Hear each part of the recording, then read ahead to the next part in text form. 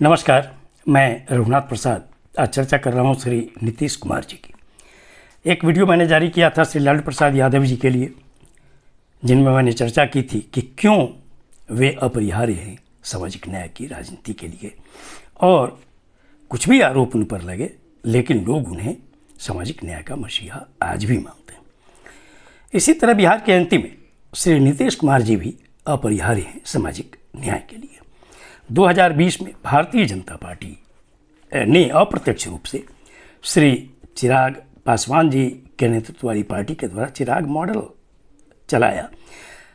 चूँकि दर्जनों ऐसे नेता थे बीजेपी के जो खड़े हुए एलजेपी के टिकट पर, एलजेपीआर के, और श्री नीतीश कुमार की सीटें कम हो गई।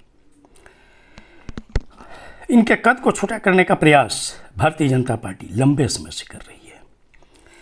ये सामाजिक न्याय के लिए बहुत अफसोस की बात है, दुर्भाग्य की बात है कि श्री नीतीश कुमार और श्री लालू प्रसाद यादव जी 1994 से लेकर अभी तक बहुत कम अवधि के लिए साथ रह पाए। जो भी कारण हो मैं नहीं जानना चाहता, लेकिन अभी भी जो एक जन स्वराज पार्टी काम कर रही है बिहार में, उनका क्या टारगेट है। चूँकि उनके बयानों से, श्री प्रशांत किशोर जी के बयान से ये पता लगता है कि उनका मेन टारगेट 1990 से लेकर अभी तक की अवधि का है, मतलब श्री लालू प्रसाद यादव जी और श्री नीतीश कुमार जी की पार्टी का नुकसान कराना। सामाजिक न्याय के लोगों को बहुत ही इस बार टैक्टिकल वोटिंग करने की ज़रूरत पड़ सकती है, चूँकि अभी जो 26 फरवरी को 7 मंत्री बनाए गए हैं बीजेपी कोटा से, उनमें पिछड़े वर्ग से 3 और शेड्यूल्ड कास्ट से, अति पिछड़ों से 2 मंत्री बनाए गए हैं। उसके पीछे कारण यही है कि जो आधार वोट है श्री नीतीश कुमार जी का, उसको कैसे खींचा जाए। चूँकि भारतीय जनता पार्टी चाहती है कि श्री नीतीश कुमार जी को साथ लेकर ही एक ऐसी परिस्थिति यहाँ पैदा की जाए कि मुख्यमंत्री बीजेपी का हो, जो आज तक बिहार में नहीं हो सका। चूँकि पहले कद्दावर नेता जननायक कर्पूरी ठाकुर जी ने ऐसी परिस्थिति ला दी कि यहाँ पर अभी तक कम से कम बीजेपी का मुख्यमंत्री नहीं हो सका है, और ये लड़क है आज भी बीजेपी में। और वो चाहती है कि किसी न किसी तरह से श्री नीतीश कुमार जी का ही सहारा लेकर ऐसी परिस्थिति यहाँ पैदा की जाए ताकि बीजेपी का मुख्यमंत्री हो जाए। सामाजिक न्याय के लोगों को बिहार में 2025 के विधानसभा चुनाव में बहुत टैक्टिकल वोटिंग की जरूरत पड़ेगी। चूँकि धारा जो दक्षिणपंथी विचारधारा की है, वो चाहती है कि श्री लालू प्रसाद यादव जी की भी राजनीति कमज़ोर हो और श्री नीतीश कुमार जी की भी राजनीति कमज़ोर हो। आज एक ऐसी परिस्थिति आई है कि श्री नीतीश कुमार जी के पुत्र श्री निशांत कुमार के 2 इंटरव्यू बहुत चर्चा में, और जो प्रतिक्रिया श्री तेजस्वी प्रसाद यादव जी की आई है, बहुत सधी हुई प्रतिक्रिया है कि पहले अपने पिताजी को निशांत का स्वागत है, लेकिन निशांत अपने पिताजी को पहले भाजपा से अलग करें। मैं यहाँ पे ये कहना चाहूँगा कि एक वीडियो मैंने जो जारी किया श्री लालू प्रसाद जी के लिए कि वो क्यों आज भी सामाजिक न्याय के लोगों में उतने ही लोकप्रिय हैं, और आज मैं जारी कर रहा हूँ श्री नीतीश कुमार जी के संबंध में कि वे क्यों अपरिहार्य हो गए हैं बिहार के अंतिम में। उन्होंने रेल मंत्री रहते हुए गंगा पर जो पुल सैंक्शन किया, जो हाजीपुर और पटना को जोड़ता है, भागलपुर मुंगेर को जोड़ता है, और कोसी नदी पर जो निर्मली भपटियाही को जोड़ता है, आज तीनों जगह रेल लाइन भी सैंक्शन हुआ और चल भी रही है। यहाँ पे मैं उनके समय में रेल मंत्री के रूप में हरनौत में रेल फैक्ट्री भी बनी, बाढ़ में और औरंगाबाद में थर्मल पावर बहुत बड़ा बना।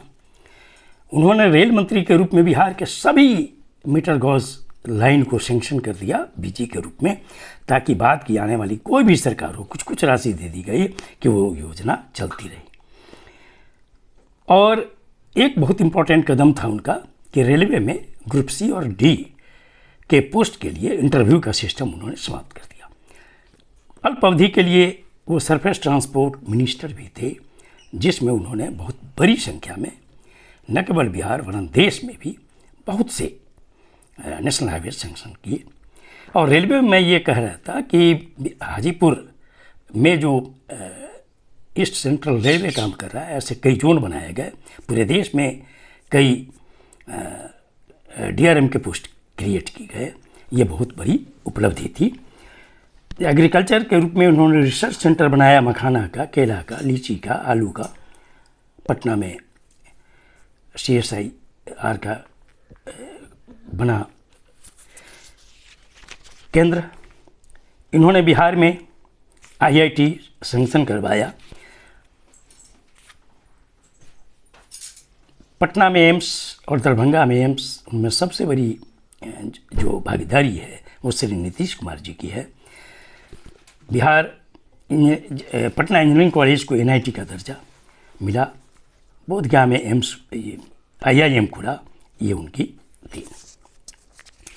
और मुख्यमंत्री के रूप में तो इनके कामों को गिनाना बहुत मुश्किल है।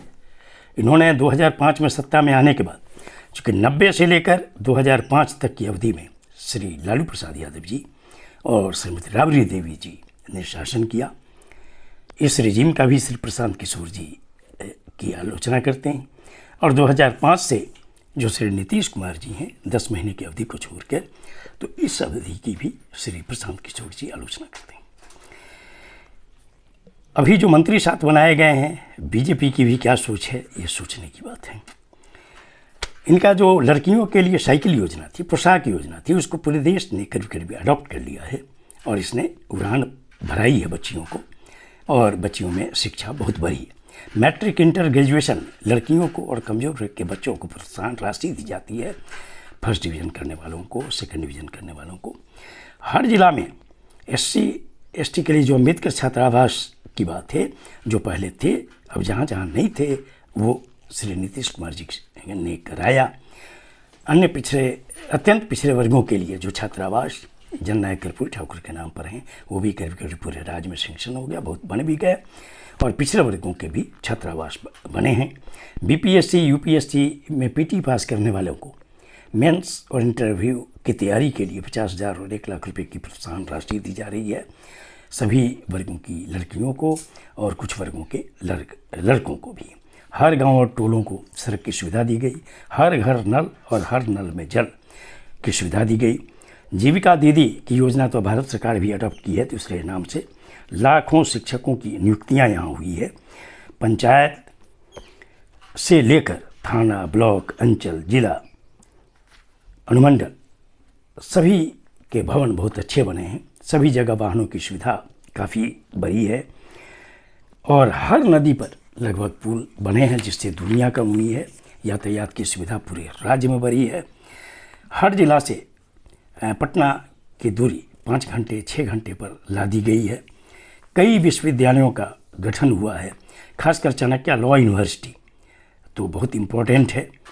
साथ ही उन्होंने जो अभी राजगीर में स्पोर्ट्स यूनिवर्सिटी खोला, ये भी बहुत इम्पोर्टेंट है। और इसके अतिरिक्त जो यूनिवर्सिटी, चाहे पाटलिपुत्र हो, मुंगेर हो, पूर्णिया हो, ये सभी बहुत इम्पोर्टेंट है। इंजीनियरिंग कॉलेजेस के लिए एक यूनिवर्सिटी खुली है, मेडिकल के लिए एक यूनिवर्सिटी खुली है, वेटनरी के लिए एक यूनिवर्सिटी खुली है। ये इनके इम्पोर्टेंट कदम हैं। एक सेंट्रल यूनिवर्सिटी थी जिसका हेडक्वार्टर गया था, लेकिन मोतिहारी में उन्होंने महात्मा गांधी सेंट्रल यूनिवर्सिटी खुलवाने में बहुत प्रयास किया। और पटना में जो बापू सभागार बना, बापू टावर बना, ज्ञान भवन बना, सभ्यता द्वार बना, अशोक स्टैचू बनी, ये सब भी बहुत इम्पोर्टेंट हैं। कलाम साहब के नाम से साइंस सिटी बनी। AMU का कैंपस किशनगंज में बना। BIT का कैंपस पटना में बना। पूरे राज्य में प्राइमरी, मिडिल और सेकेंडरी, हायर सेकेंडरी स्कूलों के भवनों का तो एकदम कहिए कि काफ़ी सुधार हुआ। काफ़ी नए भवन बने। स्कूलों में पढ़ाई काफ़ी अच्छे से होने लगी और शिक्षकों की संख्या वहाँ पर काफ़ी बढ़ाई गई। मेडिकल कॉलेजेज, इंजीनियरिंग कॉलेजेज, ये सब भी बहुत बड़ी संख्या में खुले हैं। ITI खुले हैं, पारा मेडिकल इंस्टीट्यूशंस खुले हैं। आशा, ममता, टोला सेवक, तबलीगी मरकज, ये सब ऐसे काम हैं जो हमेशा याद किए जाएंगे। मैं सामाजिक न्याय के लोगों से, SC, ST, EBC, BC, minorities, से ये अनुरोध करना चाहूँगा कि आपको भारतीय जनता पार्टी की चाल को समझकर और जो जन सुराज का जो रोल होने जा रहा है उसको देखते हुए आप ये ज़रूर ध्यान रखेंगे कि आपकी वोटिंग से किसी भी तरह से ये धारा जो है श्री लालू प्रसाद यादव जी की और श्री नीतीश कुमार जी की, ये कमज़ोर किसी भी तरह से नहीं हो। और यहाँ पर ऐसा नहीं हो कि जिस धारा की मजबूती के लिए जननायक कर्पूरी ठाकुर जी ने गालियाँ सुनी और जो बहुत मेहनत श्री लालू प्रसाद यादव जी और श्री नीतीश कुमार जी ने किया है, तो बहुत तरीके से बिहार की सामाजिक न्याय की जनता को चलना है कि ये सामाजिक न्याय की धारा मजबूत हो, ऐसी टैक्टिकल वोटिंग होनी चाहिए। ये वीडियो आपको अच्छा लगा हो तो निश्चित तौर पर लाइक करें, शेयर करें। अब तक मेरे चैनल को आपने सब्सक्राइब नहीं किया, सब्सक्राइब करें, बेल आइकन को टच करें ताकि मेरे हर आने वाले वीडियो का नोटिफिकेशन आपको तुरंत मिल जाए। आप सभी लोगों के लिए शुभकामनाएं। धन्यवाद। जय।